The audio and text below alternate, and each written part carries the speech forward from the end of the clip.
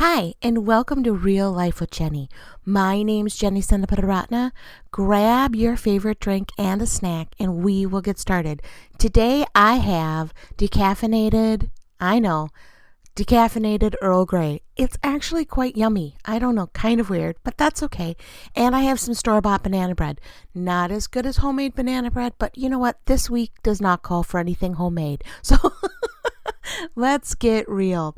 So as I've said in the past, I live in what we call in the United States a trailer court or mobile home community, whatever you want to call it.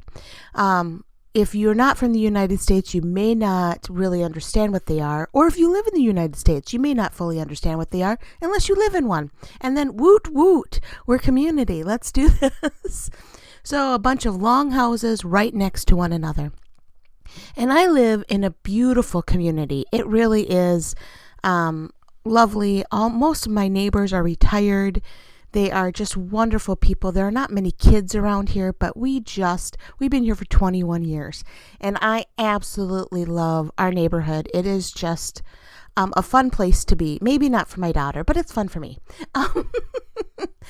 And we have a neighborhood that is full of gorgeous, huge trees that have been here long before we were here. We actually have no trees in our yard, which is very bizarre for a fully treed neighborhood. We have no trees in our yard. Our tree died years and years ago, and they took it out. It was a teeny tiny little plum tree. So we have no trees. And every year I'm like, let's plant a tree. And then we never do. If I would have planted a tree that first year, think of how big it would be. And so our community was privately owned by a family for years and years, and they just sold it to a corporate company. And this corporate company has come in and started taking down trees. Now, I have no idea why these trees are coming down. Maybe they're diseased. I don't think so. Maybe they're just in inconvenient places, but they are bringing trees down that are huge. These are just ginormous. I know that's maybe not the best word, but they're huge trees. And when they take a branch off, it's the size of my house. Like it's as tall as my house. It is crazy how big these trees are. And last night they came and it's this big company that comes in and they have all these workers doing all these things. And they went to this huge tree that, I was like, it was one of the biggest in the area, in my opinion. And within 5 minutes, the entire tree was down. Like they had snip, snip, snip, and it is gone. It's in the truck and they're driving away with this huge tree. And it really got me thinking, like, I'm really weird. Like, you really should be, like, watching something beautiful being destroyed and, like, start thinking about yourself and, like, things. But I did. Okay.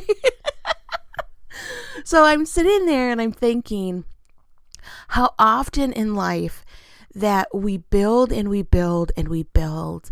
And, this tree, I've been here for 21 years, so it's at least 21 years in the making, if not much longer, because I don't know when it was planted. But it's over 21 years old, and in a matter of 5 minutes, there's nothing left except for the roots. Like, that's it. And how often we build things in our lives that can be destroyed in a minute. And, their decisions can be made, someone else can step in, and things are just destroyed. And it really was a sobering moment for me. And I was like, oh, wow. And then I had that still small voice. You know how you're sitting there and you're contemplating how the world's ending? Okay, that was just where I was. I love trees, so it's really sad for me when a tree comes down. But, you're contemplating that the world is ending, and instead God plants something else. And so I started thinking about one of the chapters in my book, Unnamed Zookeepers. One of my favorite people to preach on is the lady with the issue of blood. She was, so if you go into the Gospels, she's in 3 of the Gospels, and they talk about her miracle with Jesus and that she spent 12 years struggling with an issue. of blood. And we don't know what that issue was. We have no idea. I mean, there's a lot of like, when you Google it, you can go down like, they're like, oh, it must have been this and da da da. And I was like, okay, I really don't care what it was. I mean, I think she did, but I don't know that she knew what it was. And she went to doctor after doctor, and her money was depleted, and she was an outcast. And she lived her 12 years of her life being an outcast. And one moment of touching Jesus's hem changed everything. And I really felt like that was what God was saying with me with the tree. I was like, 21 years of this beautiful tree, and in an instant, it's gone. And I can do that in your life, Jenny. And I was like, oh, wow. Like, I so often, I'm like, I'm a promise, I'm a possibility, that not necessarily that God can do something in an instant. It's a process, practice makes perfect. We in our house say practice makes progress, and of course that is part of life. Like, you don't pick up the piano and like that day all of a sudden you're Mozart. Like, that just doesn't work. It is a daily in and out process. And so it was that's kind of what I've been thinking a lot about, is how like you just make a small step in the world, like one step at a time, and you can't do a whole lot. And then I watched the tree come down, and God was like, I can do it in an instant if you just give it to me. And I was like, oh, wow, who needs to hear that? I know I needed to hear that. I needed to know that sometimes it is a process. Sometimes, things that you're struggling with in relationships and finances, it is a step-by-step process. It is something that you have to do the hard work. And sometimes God steps in and can change everything in just an instant. I don't know who needs that today. I don't know who needs to know that you're on the journey and it can be a process, and don't give up. Keep going. And I don't know who needs to say, you know what? I need to trust, and I need to touch the hem. I need to go and touch the cloak of Jesus and have him touch me today and change everything. I hope that as you're listening to this very short podcast this week, that you know that you can reach out and touch the hem of Jesus's garment. I know that seems really bizarre because there's no like physical garment. Like when I was a kid, they had like a lot of evangelists on TV that were like, well, for $15.99, we'll send you this anointed cloth and then you're going to be healed. And since I was not a very healthy young lady, that was something I was always like, oh, should I send for that? So there's no physical garment here that I'm talking about. It is taking that moment in your day and spending it with God and saying, God, I'm going to give you this moment. I don't know what that looks like. I don't know how to pray. I don't know how to do this. I just know that I need you, and I need you in this circumstance, whatever that circumstance is. You don't have to have any fancy words. There are no formulas. There are no things you have to do. It is just taking a minute or two of your day and going, Lord, do you see this mess that I've been dealing with for 21 years? Do you see the sickness that I've been dealing with for 12? Do you see this relationship that seems hopeless? I need you. I am going to reach out to you because I need you to come in and change this. And I hope as you do that, and I know as you do that, the Lord will reach down and meet you where you are. Sometimes it's a process, right? And that is really hard because your finances don't always change overnight. I have never won the lottery. Well, that's because I don't play the lottery. I don't gamble. That's just not who I am, because I would lose every penny I have because I'm very compulsive. So I don't even start. So I'm never going to win the lottery. Like, that's not how my finances are going to change. My finances are going to change with one spending habit at a time, with one thing that I'm putting aside and saying, I'm not going to do that. I'm going to work a little bit harder over here, and then I can have that. I'm going to making wise decisions as how my finances are going to change.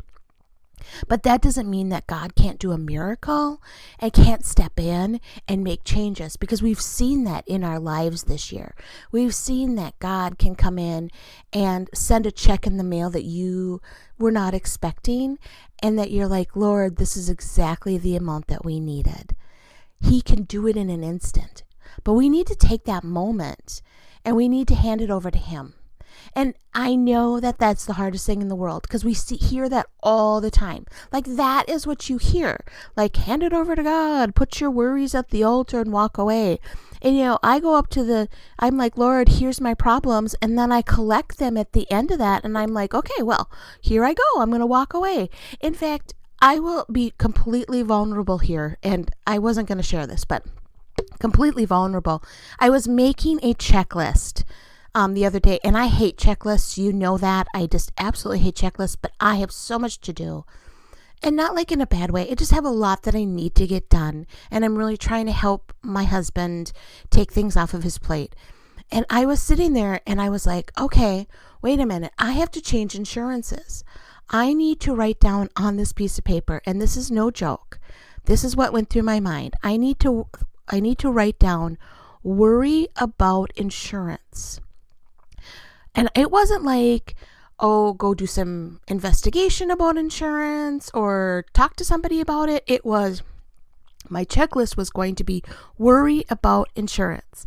It is my first go-to all the time, to be like, okay, I'm going to put this on a checklist because I need to remember to worry about this. Jenny, no. That is not how God wants me to live my life. It was such a sobering moment for me that I was like, wow, that is really my first go-to, is to worry, like, put it on my checklist to worry about, like, because I might forget somehow. Come on. Check, I'm done with that. And maybe I should have put it down. Maybe I should have put that and then scratched it out and said, okay, I've given that one to God. And yes, I have work to do with that, right? If I'm looking for a new insurance and I need a new insurance, then I need to do the research on insurances and figure all that shenanigan out that I do not want to touch and would rather worry about it. But if that just says to you, I don't know how many of you have been in that moment where you're like, it's easier to worry sometimes than it is to hand it over and say, God, I need you in this moment. It's easier to do the small steps than to hand it over sometimes and say, Lord, I need you here. Because when you ask God, it's a faith thing. It's hard and it's scary, because what if He doesn't answer? And even worse, what if He answers something that I don't want to hear? But that's not the God that we serve.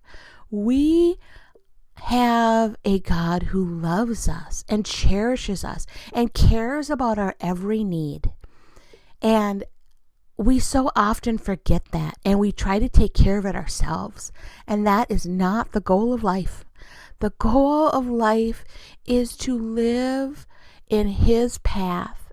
And His path is straight, is what they say. I don't know if that's a biblical reference, but He says that my yoke is easy. Take it upon, give it to me. I will take care of it for you.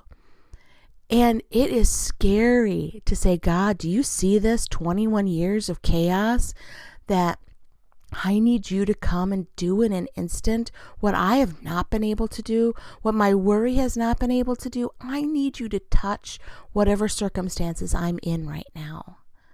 So this week, instead of writing it down on your list of worries, take that one worry or that big item and say, Lord, I need you.